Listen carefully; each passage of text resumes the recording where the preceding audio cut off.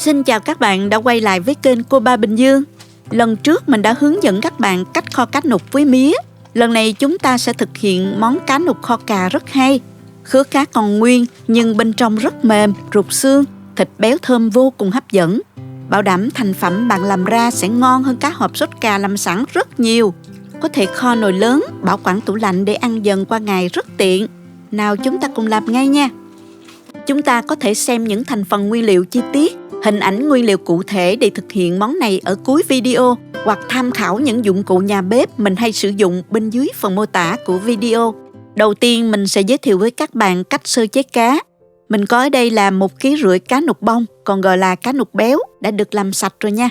Sau khi mua về thì các bạn phải lấy hết cái phần máu ứ, xác ở xương sống cá và cái phần màng mỏng đen ở trong bụng ra nha. Rồi mình dùng muối chà sát bên trong lẫn bên ngoài mình cá. Xong rồi các bạn rửa sạch lại với nhiều lần nước. Không mạnh tay quá nha các bạn, tránh làm rách thịt và da cá nha. Mình dùng nước trà pha loãng rửa cá lại một lần nữa. Cách này khử mùi tanh và làm sạch cá rất hiệu quả mà mình đã từng chia sẻ ở clip cá nục kho mía. Bạn nào cần tham khảo thì mình vào xem ha. Tiếp theo thì mình cắt cá ra. Đối với con cá dài như thế này thì các bạn có thể cắt đôi hoặc là cắt 3 khúc tùy thích. Đầu cá thì mình để nguyên nha, kho ruột rất là ngon, đồng thời nó làm ngọt nước kho nữa.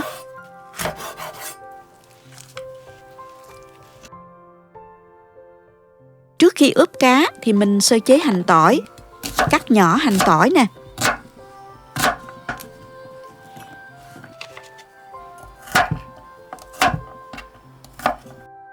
Băm ra hoặc là mình xay cũng được, mình cho vô cối xay cho nhanh nè.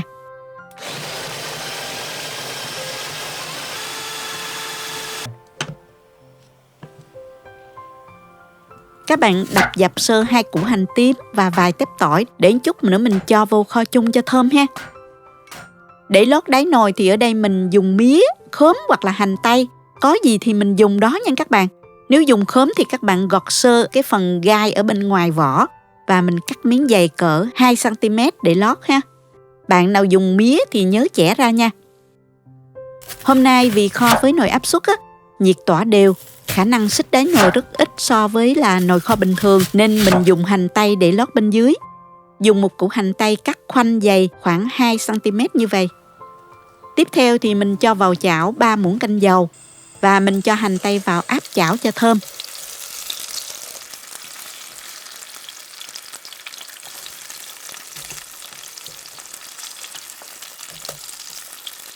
Xong rồi xếp qua nồi luôn.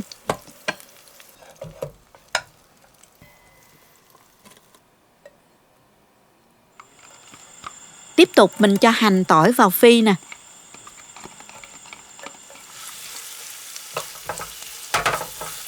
Nếu thấy thích cách mình làm, nhớ chia sẻ cho bạn bè cùng xem nha. Nhớ bấm like và đăng ký kênh.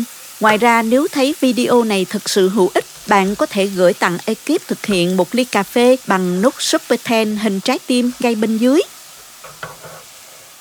Khi thấy hành tỏi chuyển màu hơi vàng thì mình tắt bếp là vừa ha. Bây giờ thì mình ướp cá. Với 1,5 kg cá thì mình sẽ ướp vào đây nửa muỗng canh bột nêm, 1,5 muỗng canh nước mắm, 1 muỗng canh đường, nửa muỗng cà phê tiêu, 2 muỗng canh nước sốt khóm. Sốt khóm này rất là thơm, rất hợp cho món kho và các món khác nữa. Đồng thời sốt khóm sẽ giúp cá nhanh mềm nữa đó các bạn. Cách làm sốt khóm mình có để link ở dưới phần mô tả. Các bạn vào tham khảo nha. Cuối cùng là 1 muỗng canh dầu hành tỏi phi giúp cá thơm hơn.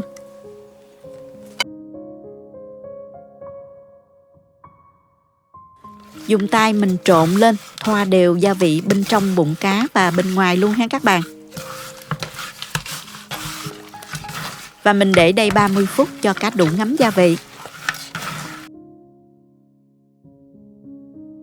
Trong thời gian chờ thì mình đi làm sốt kho nè.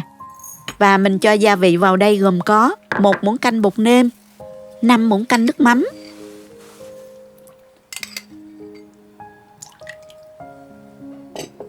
3 muỗng canh đường, 180g sốt cà chua. Lưu ý là sốt cà chua chứ không phải là tương cà ketchup. Tương cà ketchup là một loại nước chấm, nó không hợp với cái món này nha. 3 muỗng canh sốt khóm, 2 muỗng canh tương ớt,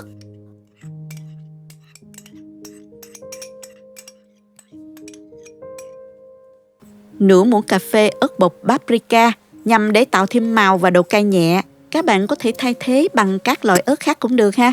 1 muỗng cà phê bột ngọt, 1/2 muỗng cà phê tiêu,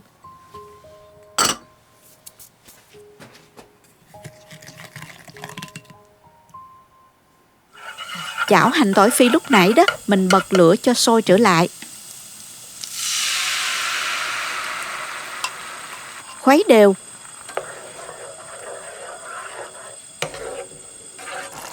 Cuối cùng là 600ml nước dừa. Khuấy đều và mình mở lửa cho sốt sôi lên. Các bạn có thể thử lại và điều chỉnh theo khẩu vị gia đình ha. Để rút ngắn thời gian kho, bạn nào có nồi áp suất thì mình dùng nha. Ai thích kho theo cách truyền thống thì vào link dưới phần mô tả để xem ha. Mình xếp cá vào nồi nè.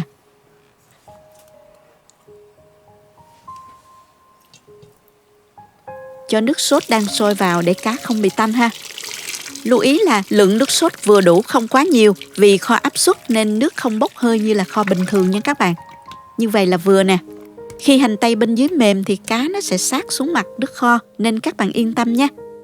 Cho 2 củ hành tím và vài tép tỏi đập dập vào kho chung. Bây giờ thì mình đậy nắp lại. Khóa van về siêu linh. Bấm chế độ Mix Steel thời gian 50 phút. Hết thời gian nấu thì bạn cứ để thêm thời gian để nồi hạ bớt áp suất rồi mình xả van mở nắp nha. Wow, thơm quá các bạn ơi, cá của mình đã được rồi nè. Nếu thích lượng nước ít hơn một chút thì các bạn có thể bấm saute không đậy nắp nha. Và mình kho thêm 10 phút nữa cho nước bốc hơi bớt là được ha. Hoặc các bạn có thể sang qua cái nồi khác rồi mình nấu riu lửa trong 15 phút cho nước bốc hơi bớt là được nha. Bây giờ muốn cho nước có độ sánh nhẹ giống như cá hộp thì mình hòa tan 1 muỗng cà phê bột năng với 2 muỗng canh nước. Khuấy đều lên. Và mình múc nước kho qua nồi khác, mở lửa nấu sôi. Sau đó thì mình cho từ từ bột năng vào.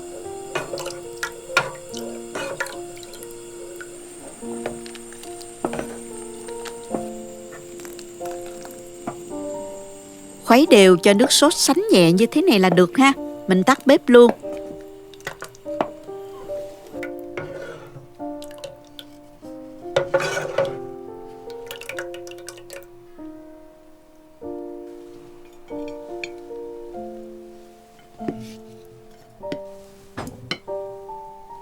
Như vậy là mình đã hoàn thành xong nồi cá kho cà rất là ngon rồi các bạn.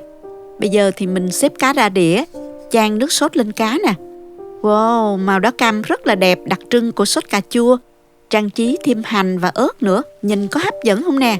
Mình dẻ cá ra ha. Cá mềm lắm các bạn, xương cá mềm rụt luôn, ăn không sợ mất xương đâu nha. Trong công thức hôm nay mình có sử dụng thêm sốt khóm nên ngon lắm. Vị đậm đà nhưng không mặn đâu, hậu ngọt nhẹ. Các gia vị cùng hòa quyện tạo nên món cá kho thơm lừng, phải nói là ngon hơn cá hộp đó nha. Ăn với cơm, với bún hoặc bánh mì đều rất hợp và ngon.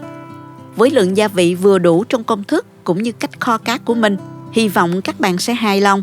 Chúc thành công và ngon miệng nhé. Cảm ơn các bạn đã theo dõi video. Nếu thích cách mình chia sẻ, nhớ gửi cho bạn bè cùng xem, bấm like và đăng ký kênh để xem nhiều món ăn mới của mình. Nếu thấy video thực sự hữu ích, bạn có thể gửi tặng ekip thực hiện 1 ly cà phê bằng nút Super Thanks hình trái tim ngay bên dưới video. Các bạn cũng có thể truy cập website cobabình dương.com để xem công thức nấu ăn dưới dạng bài viết.